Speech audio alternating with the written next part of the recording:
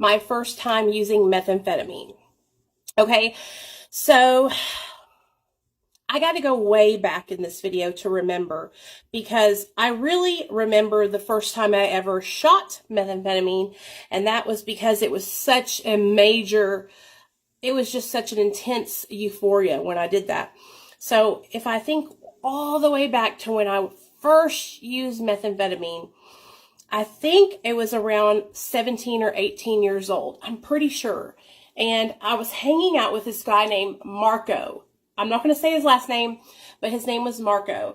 And he's Mexican, and I met him through this girl named Jessica that I was friends with for like my whole high school career.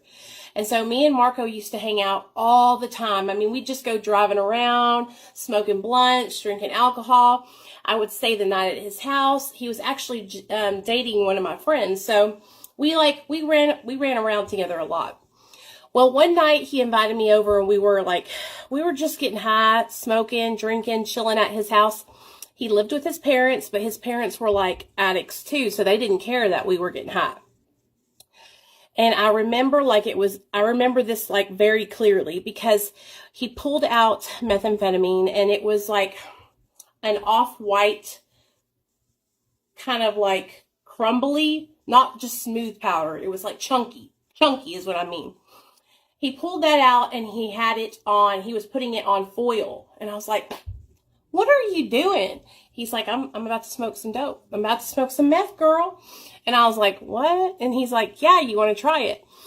You guys, first of all, do not smoke off of foil. It literally kills your insides. It's so ghetto. It's so janky. You can do better than that. So what you do, it's called floating a boat. What you do is you take a piece of tinfoil and you fold it in half, and then you fold the sides under, so that way those sides like support each side, so that way you don't burn through the foil, because they meet in the middle. And you put on the middle, and then you smoke it. And what it does is it runs down the foil, and as it runs down the foil, it'll crack back. And then you'll smoke it, you'll light it again, and it'll run down the foil, and then it will literally crack back. And the smoke will be coming up, and you put a straw, catch it like that. I remember the taste of it, it was like battery acid and rat poisoning and gasoline all rolled into one taste. It was disgusting. But the minute I smoked that shit, the hair on my head started raising up. I could feel it growing out of my skull. It was like so crazy. And my heart rate started elevating. And that's what got me hooked on methamphetamine, was the stimulant properties, was the ability to have all the energy in the world, not be hungry, and feel like I was literally Superwoman. And not to mention, when I was on methamphetamine, girl, it made me feel like I was fine. It made me feel like I was the skinniest girl in the whole wide world.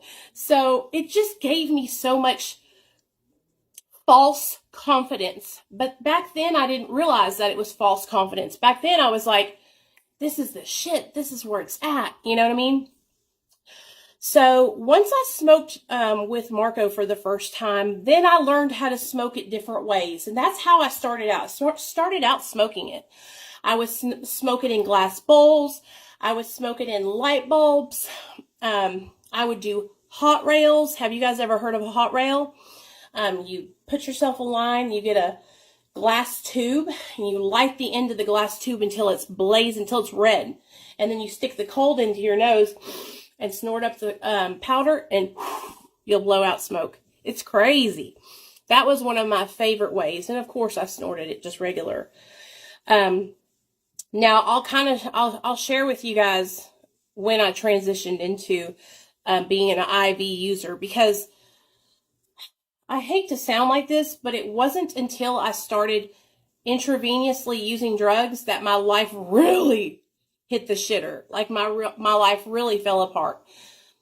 When I started shooting up is when I caught my felony, when I went to prison, when I lost everything, and then I continued to lose everything, because once I shot up that first time, I never wanted to use drugs any other way but through the needle. The first time I shot up, I was living with a dope cook. It was probably like a 2-3 bedroom trailer. And I was basically helping him. Okay. I was like his right hand girl. He was cooking. I was making sure that people that came to the door, were served and then went on their way. We had a camera system hooked up so we could watch people come up the driveway, and we could watch people leave the driveway. We could see everything that was going around the whole trailer, because we had a surveillance system. It was crazy, you guys. One night, my friend girl went into the bathroom, into the back bedroom with the dope cook, and they were always going in the back bedroom. Everybody always went to the back bedroom when they were getting high, except for me and a couple other people. And that's because we were just snorting it or smoking it. And when they would come out of that back room, they would be like blazing, and I could tell. And so I had never seen anyone shoot up before, ever. I was probably about 23 years old, and they walked back out of the bathroom, and I walked up to them and I said, "What are y'all doing? What are y'all doing?" And I went to the back bedroom with them, and that's when they told me they were shooting. They were shooters. And I just told my friend I wanted her to do it for me, and she was like, no, I'm not going to do it for you. And I was like, if you don't do it, I'm going to do it myself. And she did it for me. And right that day when I shot up, I was sprung. I was so hooked that there was no turning back.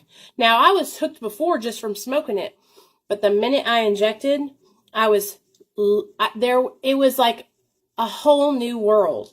It was like an addiction on top of an addiction. Everything that I did, I wanted to put it in a syringe. Cocaine, opiates, methamphetamine, crack, anything I could put into a needle, I would put it into a needle so that way I could get the ultimate high.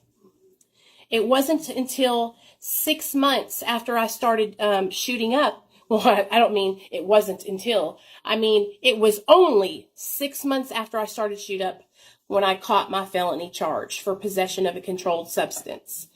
And I'm telling you guys, and I don't mean to make it like, if you shoot up, you're way worse of an addict than somebody that doesn't shoot up. That's not what I'm trying to say. I'm just trying to say that there's a severity that comes with injecting drugs, and there is a whole different mindset that comes with injecting. Okay, it's a whole obsession in itself. It's a ritual. And that's what it was like for me. Once I learned how to hit myself, it was a ritual. It was something I had to do every day. And if I didn't do it, then I didn't want to get high. If I didn't have a syringe, I would find one. I wasn't going to waste my drugs doing it any other way than in my arm. So, and I'm telling you guys all these things to tell you that, these are the first times that I can remember using these substances, right? But I was addicted before these first times. I was addicted. I had the disease of addiction in other areas of my life before I ever picked up a drink or a drug. And so I want you guys to think back in your lifetime to before you started getting high.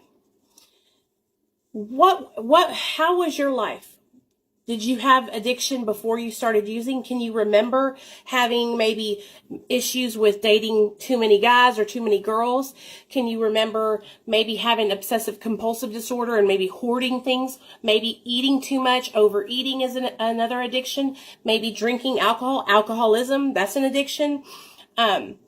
Even before I picked up these substances, I had the disease of addiction in me, and I didn't have the coping skills to make good decisions.